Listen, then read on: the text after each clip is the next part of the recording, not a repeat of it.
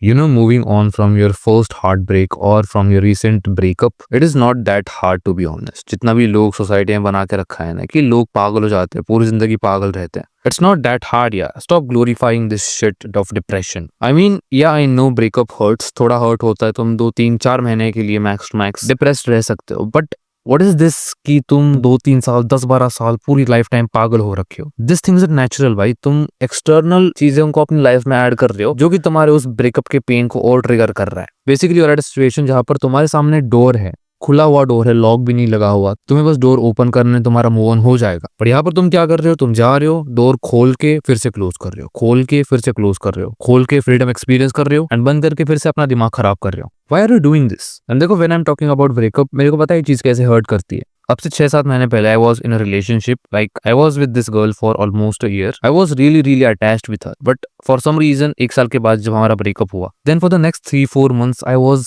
Not able to move on. Not because कि मेरा मन नहीं बोल रहा था मूव ऑन करने के लिए, बट बिकॉज कि I was doing few things जो कि मुझको खींच रहे थे पीछे. And now when I look back कि मैंने कैसी कैसी चीजें करी थी, मैं क्या कर रहा था, क्या गलत कर रहा था उन 3 4 महीनों में, now I feel very stupid कि मैं क्यों कर रहा था. Things were very easy and I was just making it complicated. And that is the thing I am going to tell you in this video, how you can actually move on, like for real. देखो, instead of focusing on things कि तुम्हें breakup के बाद क्या करना है, you need to understand the importance of not doing the things after breakup. Now these things जो कि तुम्हें अवॉइड करनी है, which is listening to sad songs. Listen to me again, मैंने लव सॉन्ग्स नहीं बोला, मैंने बोला सैड सॉन्ग्स. बिकॉज देखो होता क्या है, लाइक मेरा ब्रेकअप हुआ आई गेस जुलाई में. Then for the next 3 months I was listening to very sad music. Yes, मुझे उनकी याद आ रही थी. I was crying, I was basically hurt. But the reason it triggered a lot is because मैं उस टाइम पर म्यूजिक सुन रहा था. मैं ऐसे ऐसे गाने सुन रहा था जो कि मेरे स्टोरी से रिलेट भी नहीं करते थे, but still I was listening to them and मेरा दिमाग का बोझ हो रखा था, to be honest. And yeah I mean that is the thing you need to avoid. Because तुम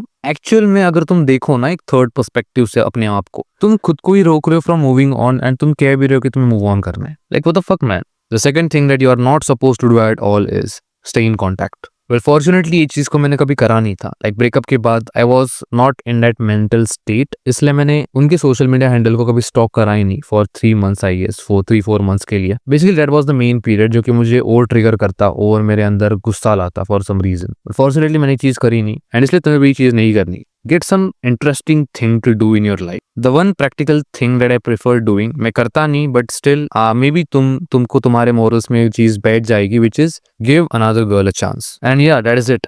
अब देखो at the end of this video, I want you to understand one thing कि sad songs ना सुनने से या फिर उसकी प्रोफाइल स्टॉक ना करने से तुम्हें उसकी याद नहीं आएगी. Obviously it's going to hurt. Obviously वो तुम्हारे ड्रीम्स में आएगी मे बी. Obviously तुम्हें कभी कभार उसकी याद आएगी, बट उस टाइम पर sad songs को उस चीज को ट्रिगर करने मत दो. That's all I wanted to tell you.